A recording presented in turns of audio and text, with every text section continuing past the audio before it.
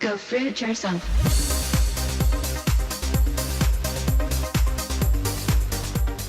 The latest diet fad doing the rounds has been taken to the extreme by this 25-year-old from Australia, Loni Jane Anthony. Loni Jane reveals on her blog that she eats up to 20 bananas a day, raw and in smoothies, but many commentators are branding her irresponsible. Okay, it's working.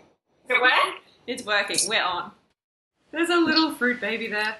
So there's a fruit baby, a smoothie baby in there. And I just wanted to welcome you and see how you're feeling and just thank you for being here. Yeah, for sure. I'm feeling awesome. Yeah, and you're looking awesome.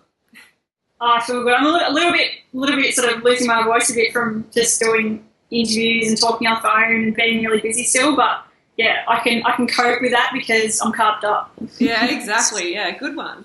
Yeah, so like, how is all this hype? I couldn't believe it. Like, you did this interview and then all of a sudden it's just everywhere.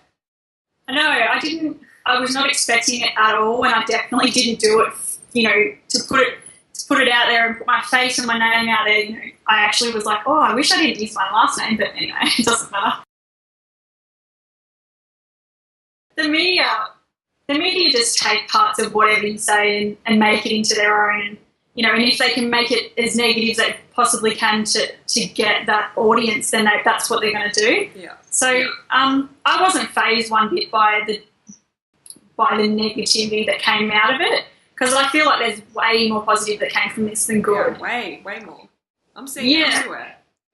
Yeah, and I still think that most of the people that say negative stuff are actually Curious. the people that are probably even more curious than the people that are actually like praising me for it. Yeah. They're probably thinking in the back of their heads, oh, that obviously really worked. Mm-hmm. She does actually look healthy, and and people are interested in it because it's like deep down we all know that fruits and vegetables are good for us, and I just think that's just inspiring within itself, and the negativity doesn't get to me one bit because I know I'm thriving in health and I know what I'm doing is right. Awesome. And I'm not silly. I'm not on a diet. This is my lifestyle. It's every single day, and I just know that what I'm doing is right. And I love sending the message out. This is obviously new to me, like to be sort of in the public eye a little bit more, but handling it well. Yeah, I'm trying my best. Like, I am a really private person. Yeah. So I appreciate this. Yeah, I appreciate this interview so much. This is the first time this is the first interview I've done. Like, I've turned down all the TV interviews and stuff because I just feel like it's a little intrusive and maybe I'm not ready. I'm not quite sure about it yet. I'm still thinking about it. We have the exclusive here, folks. Yeah, exclusive interview. There has been days when I've just ate just bananas, but not while I've been pregnant. I've definitely been eating, I've been sticking to the raw chill for pretty much most days, especially later on during the pregnancy. It just makes me feel better. I feel more energy. I feel happier. I feel emotionally stable. So still lots of carbs, keeping it low fat, a little bit more fats during pregnancy. It doesn't affect me like it used to when I wasn't pregnant. If I would go a little bit overboard with the fats because I feel like I'd need it. Mm-hmm. But that's just me listening to my body, because I know what I need, and I know that if I feel like I'm sort of missing something, like my body's pretty good at telling me, and I'm pretty good at picking that up. I love my potatoes. Me too. I love my potatoes. Dutch greens. Yeah, Dutch greens. Yeah, Sabaya's pretty good. Yeah, Dutch greens and sweet potatoes, pasta and rice. Yeah, it's good. How abundant is this lifestyle, really? Like, a lot of people, I think they look at the lifestyle, whether it be vegan or fruitarian, and they're like, oh, it's just so restrictive. I don't want to do that. There's no variety. And it's like, come on. Yeah. So much variety. We're not, as humans though, we're not designed for the variety that we have given to us either. Look at all the variety you go into a supermarket. You don't even know where to look. You go wanting to make dinner, and you think you go into a supermarket, like, there's just way too many options, and you usually end up going for the frozen aisle anyway. But with this lifestyle, you don't need like hundreds and hundreds of varieties of tastes and foods, like, and you just like, I love my smoothies and I have them every day. Like, but it's like people eat their cereal every day. It's like, it's no different. Like, you're still eating the same. Like, most people eat the same things. Every day. It's no different when you're on this lifestyle. Like, but still plenty of variety. Majority of carbs. That's how I get up every day, and deal with this pregnancy with high energy, and I'm not stuck on the couch every day and not just feeling fatigued and low motivation and all of that. Like, I don't really feel much different at all. And there isn't many pregnant people that can say that they feel that way. Yeah. So that's an amazing testament. It is, because you see people like Kim Kardashian gaining double the amount of weight that she should. Yeah. And then ending up with preeclampsia. And lots of pregnant people deal with that too. Like, it's so well known, and it's such a common symptom of pregnancy. And all of these common symptoms of pregnancy, I just feel like it's not needed. You don't have to have these symptoms if you just, if you don't stuff your face with all these processed foods and high fats and high animal protein. So I think, like when people are saying, I'm going to die, my baby's going to die, I'm like, I'm going to be malnourished, my baby doesn't get enough proteins and fats and all of that. And I think, I love Kim Kardashian, but I watched her pregnancy and how she had her baby, I think it was like 6 or 7 weeks premature, and because her liver was shutting down and she had toxemia, which is preeclampsia, so you hold a lot of fluid, you blow up like a balloon, and it's so, so dangerous. Like, your blood is literally toxic. Wow. And if your blood's toxic, what do you think your baby's getting? So, but there was nothing in the news about that. No one was saying, Kim Kardashian, treating her body badly while she's pregnant, like she should be stopped. All of this stuff. It's just, no one blinks an eye because it's so normal in society. If you were to see a pregnant woman walking along the street with a McDonald's bag, or eating chips or ice creams, or tubs of ice creams or lollies, like, it's just normal. Like, people just think it's so normal, and I completely disagree. I just think it's terrible. It is. It's I just think, well, what's wrong with eating 10 bananas for breakfast? Like, if I'm feeling good and I'm energetic and vibrant and glowing and healthy, and it's obviously working, like, clearly. I want to help other pregnant women be able to not deal with crazy, painful symptoms while they're pregnant, because it's just not necessary. My ankles, like, they're not massive and swollen, and like, I can still walk. And what about morning sickness? Yeah, so I never had morning sickness. Wow. I never physically threw up or anything like that. I did at the start. I felt like a bit nauseous and tired, but that was more because I was working too much, and it takes a lot on you emotionally when you find out that you're pregnant, and to realise that your life is changed, like, it's forever changed from that moment that you find out you're pregnant. And I think it was more of an emotional thing, and just trying to deal with like the changes in my life, and then more things like that. But no sickness, no throwing up, no being in bed all day, no swollen body parts. No, except your belly, obviously. Yes, except for my belly. Can you stand up and show people?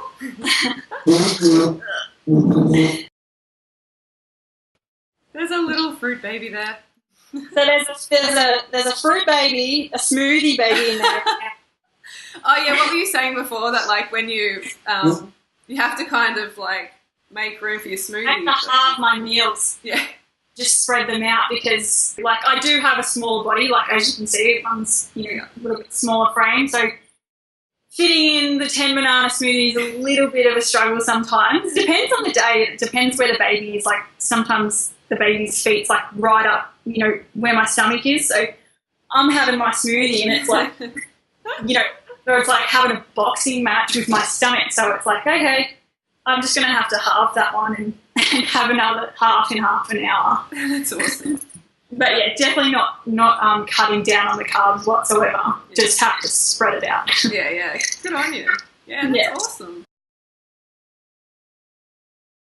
And your blood test, like you said to me that you had your blood tested and the doctor was, you're all good. Yeah, so I had all my blood tests and he was actually kind of surprised because most pregnancy you always become a bit deficient in iron and your B12 and then some other nutrients. But I'm really cautious about making sure I'm never deficient in anything because I have been before. When I was a heavy meat eater, dairy and all of that, I was deficient in iron. I had B12 issues. I had vitamin D issues. I couldn't absorb zinc. Isn't that interesting when meat is meant to help with all these things? It's meant to give you the iron, the B12, and we're seeing more people than ever in the population who are actually deficient. And then they're eating meat, so...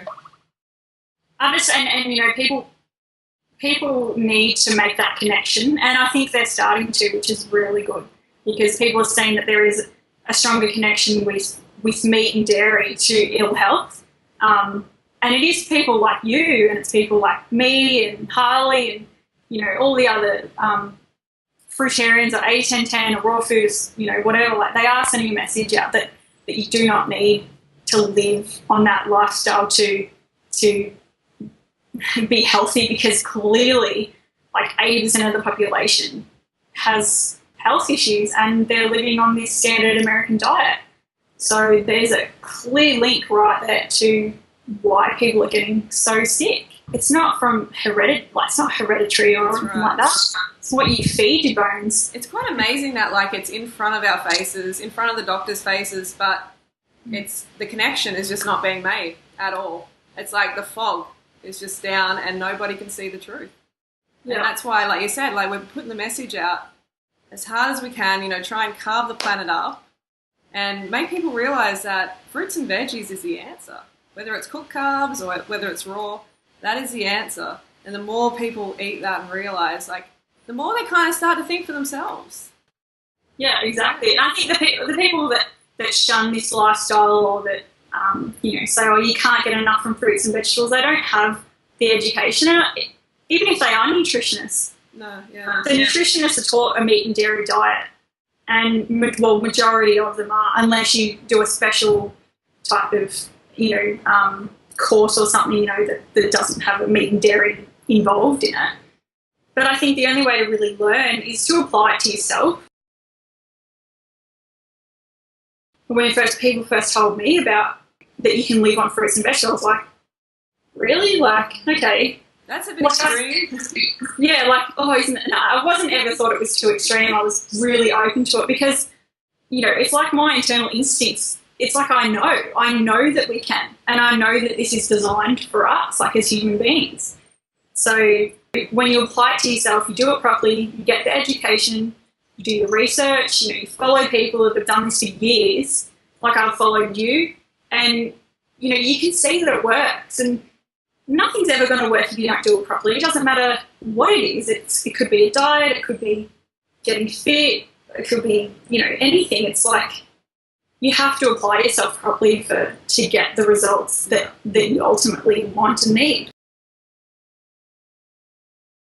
This lifestyle is about abundance. It's not about just having a banana for breakfast and then a couple of lettuce leaves at night. I see people start on this lifestyle and they've got this, you know, bowl like that big. And it's got like 4 grapes in it and half a banana and half an orange. And they're like, oh, breakfast. Yeah. No, like, awesome for trying, but you need to seriously, like, fill yourself up so you literally can't eat anymore. Yeah. And then that's how you learn where your threshold is, that how much energy from carbohydrates that you need throughout your day. I just have always been a big eater, and because I've never really had a problem with my weight up until from about 21, when the lifestyle caught up with me and all the drinking and stuff like that. But I've always just lived a life of just eat whatever you want. So if it's there, I'll eat it. You know, whole bag of Doritos and the whole tub of dip in one sitting, like at 10 o'clock in the morning. That was my smoker. You know, that was just like something I did every day, and, you know, massive chicken parmesanas and McDonald's meals. And then you still want something sweet, hey, because you're not getting your nutrient fix. As soon as you have that savoury, it's like, whereas dessert, like, I need chocolate. Like, I can't focus on anything else right now unless I get a chocolate bar. Of course, I've had times at the start where I didn't eat enough. You fall back into the, you've got things around you, or, you're in a meeting, or you're with some friends or something, and there's lollies, or there's the chocolates, or, the bread or whatever, and you do reach for it. And I have done that because your body is not satisfied, it doesn't have enough, so it's always going to reach for something else. It's the way we're tuned. It's, we live, our instincts is like survival mode. So if we don't have enough, we're going to reach and get anything that's around us. Yeah. But when you do learn to eat enough and enough calories from carbohydrates, that doesn't happen. It's such a relief. Yeah, it is. And you can just, you can look at all that food and you can see the people around you just binging out, and you can just be like, you feel a bit sad for them, but you feel happy that you don't have to go through that anymore, and you only just want to spread the message to those people so that they don't have to go through that anymore. Yeah. And it's not about, people say, oh, you must have had eating disorder or whatever. I'm like, I guess I did because of the way I used to eat, but, it wasn't an eating disorder in the way to be thin or any, image control or anything like that, because I never really had a problem with my weight. So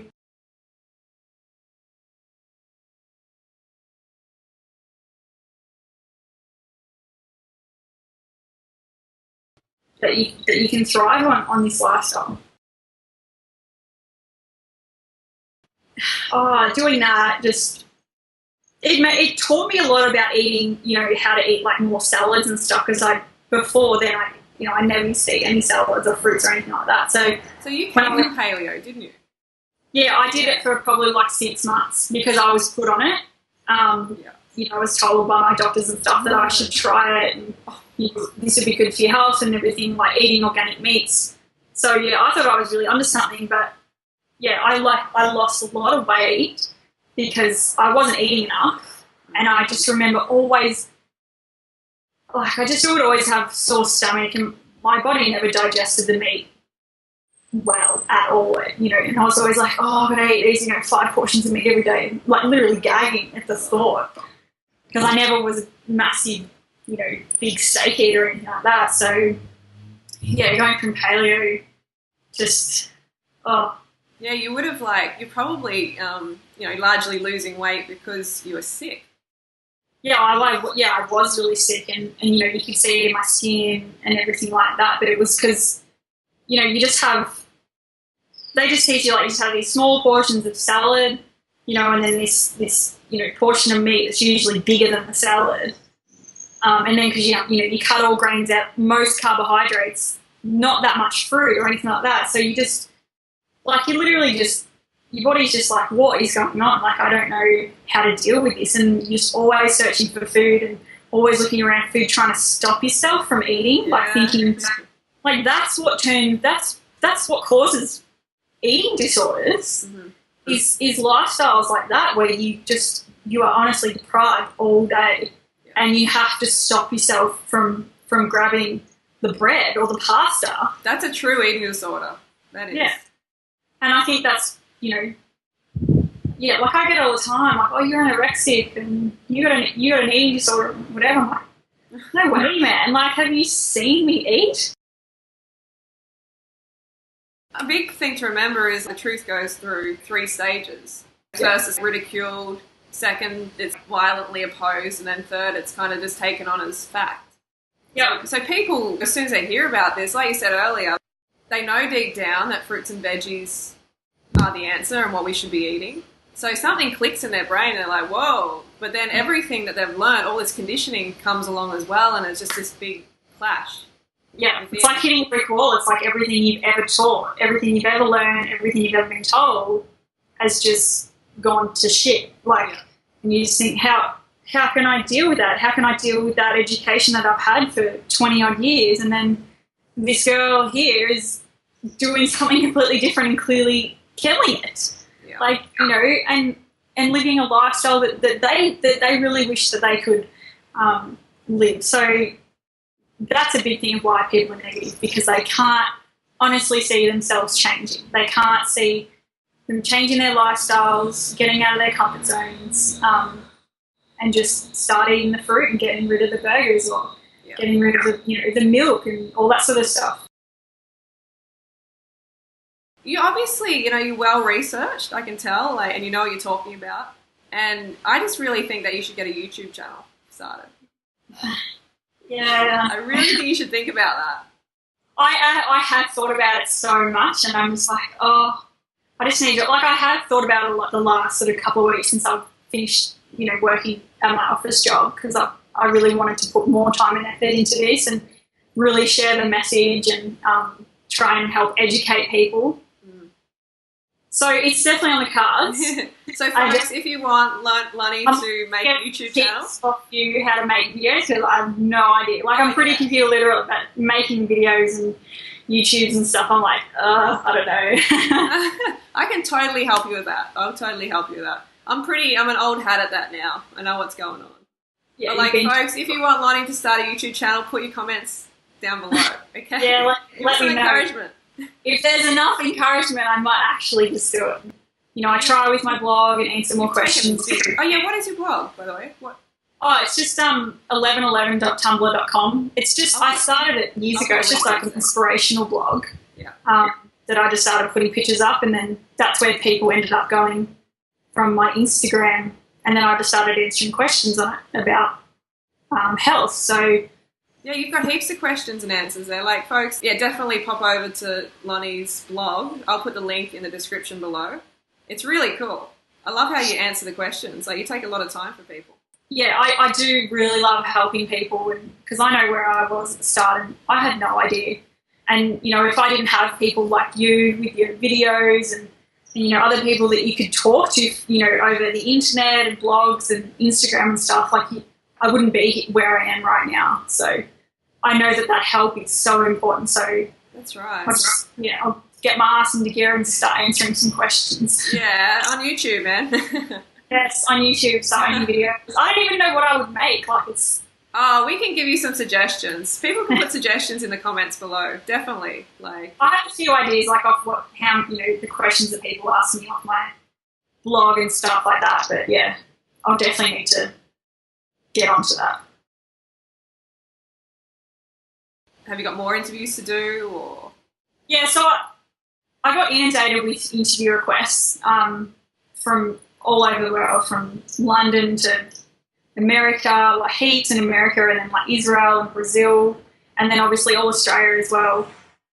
But I haven't done any yet, because I just haven't felt like it's right, and I just feel like I don't want the media to twist and edit what I'm saying. I really want to get the message out properly. So yeah, it's difficult. It can be difficult. Yeah, and I want to do it right. I don't want to have to do an interview and then it's not what I wanted, and it's not spreading the right message, or they've cut out things that I feel like are really important. So yeah, I think when it feels right, it'll feel right, and I'll do it. But there's still a few on the cards that I might do this week, but we'll see. Yeah, thank you so much. Thanks again for being on the show, on the Banana Girl Show. My first ever appearance on Yeah, that's so cool. I'm glad I got the first interview with you. Yes. You're probably going to be on Ellen next. I trust you, and I know that you'll help. You're obviously you spread this message, and it's only ever going to be positive. And so many people watch your channel, so I think it's a really good thing. Looking forward to the comments and all the positivity to come out of this, and keep pushing it. High carbs for the win. Yeah, definitely. Go fruit yourself.